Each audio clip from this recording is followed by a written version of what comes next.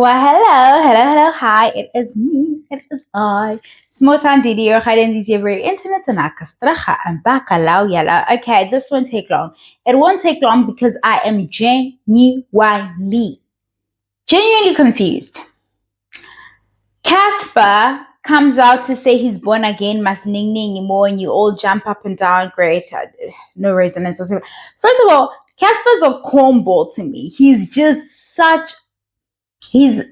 a loser who managed to make it out. And he's offbeat very often. And I enjoy his little music as much as the next person, but I'm not like,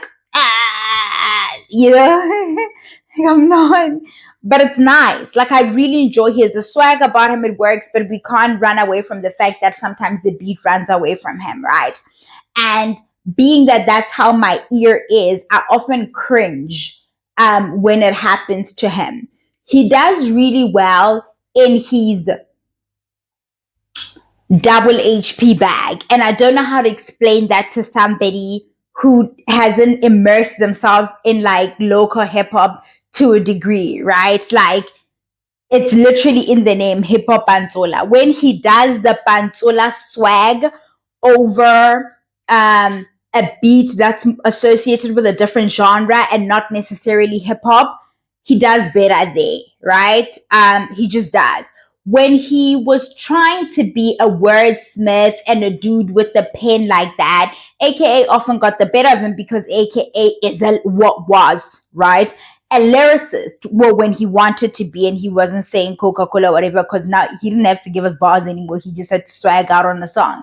Oksale, I always want him to be a fucking cornball, and I just don't get the appeal about him. And I think if we're being honest, a lot of you wouldn't date a Casper if he doesn't turn into Casper. There are plenty of cornballs in your own fucking hood that you don't give a chance because you're like,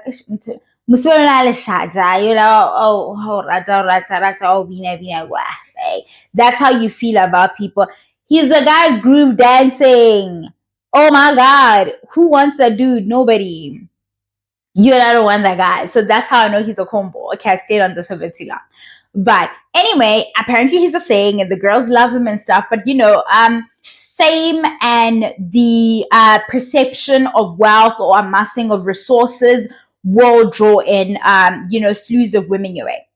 And he's been engaged to this, or not engaged, or having a life with this other woman for a stretch now, and they've got kids, 2 kids or a kid, I don't know. And I don't think they announced they break up, but we see that this is on my Papanda, but I'm actually going to link the 2 posts so you guys can go read where I'm going with this chat, why this is the angle I'm taking with this chat. So I'm starting today because I have to go for my walk and I don't want to sit and feel slouchy. I've already been for my morning walk. I'm a good fat woman. You see, I'm already like 10K steps in. Don't believe me, just watch. Okay, believe me. Anyway, okay. So anyway, he's now trending because an invite was dropped about him having an upcoming, wedding. It's nuptials, some upcoming of him and somebody who is said to be his childhood friend or his best friend or whatever. And it seems like they're not getting along. Now, obviously, we're going to have a reaction to this, even if you're not invested in him as a person per se. What I'm not understanding is why this is the angle. I opened the comment sections and obviously, God, Promise is an interesting, is she? No, she's not. She's very one-dimensional and sad. Promise Makunyanu, who's a thing on TikTok, and she's managed to propel that into a content creator thingaki career for herself. Her first comment on there is like, okay, and she's not the only one. Everybody's now running with the narrative of don't make a baby if they don't marry you, and don't let this, and he must marry you first. I'm sorry, what am I missing? What do you feel you're insulated from if he marries you? Because when he no longer wants you, he fucking leaves you. Like, in the case of like death, there's always a case to be made for marriage, and I'm not gonna egg things, right? I'm not gonna act like I don't understand that conversation.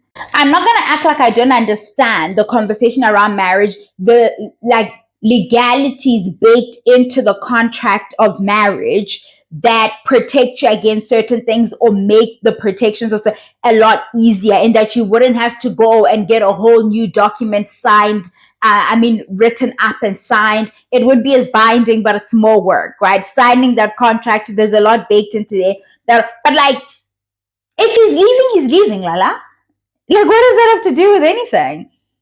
Are you guys actually saying, make sure he marries you, that way it's harder for him to leave you, even though he doesn't want you anymore, but you can at least beg a zella, and that contract will at least have locked him in, and you all can be miserable together?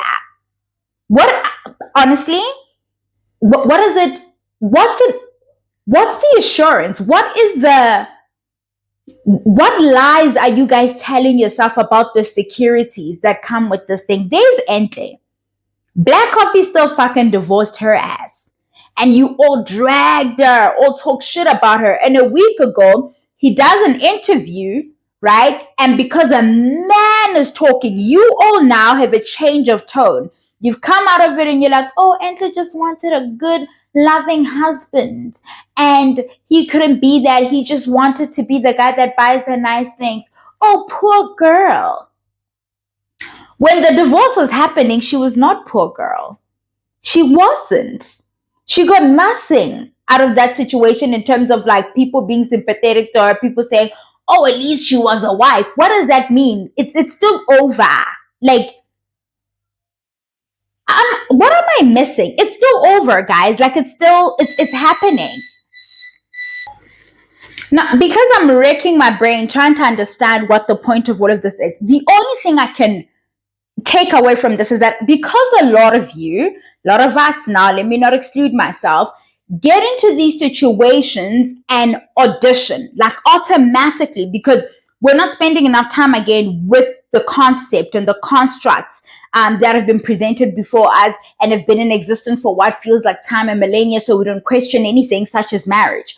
Because we get into these situations and we're dating somebody, and in our minds, we think the natural progression is that you must marry me. We start performing, playing the role of wife, doing things that